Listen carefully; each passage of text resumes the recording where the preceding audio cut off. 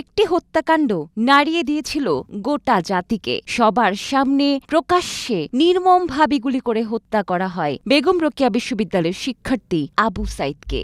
সেই আবু সাইদের বাড়িতে গেলেন অন্তর্বর্তীকালীন সরকারের প্রধান উপদেষ্টা নোবেল বিজয়ী অধ্যাপক ড মোহাম্মদ ইউনূস। তিনি শনিবার সকালে রংপুরের পীরগঞ্জে তার বাড়িতে যান। আবু সাইদের বাড়িতে গিয়ে তিনি তার কবর জিয়ারত করেন। এর আগে ড মোহাম্মদ ইউনূস শনিবার সকাল 9:30টার দিকে একটি হেলিকপ্টারে করে আবু সাইদের বাড়ির উদ্দেশ্যে রওনা দেন। কোটা সংস্কার আন্দোলনে সামনের সারিতে থেকে নেতৃত্ব দিয়েছিলেন রংপুরের আবু সাইদ। গত 16 জুলাই বিশ্ববিদ্যালয়ের কাছে পার্ক মোড়ে পুলিশ, ছাত্রলীগ ও যুবলীগের সঙ্গে শিক্ষার্থীদের দফায় দফায় সংঘর্ষ হয়। এক পর্যায়ে পুলিশের সামনে বুক চিতিয়ে দাঁড়ান আবু সাইদ, আর পুলিশের গুলিতে নিহত হন তিনি। পরদিন 17 জুলাই তাকে পীরগঞ্জ উপজেলার মদনখালী ইউনিয়নের বাবনপুর গ্রামের বাড়িতে সমাহিত করা হয়।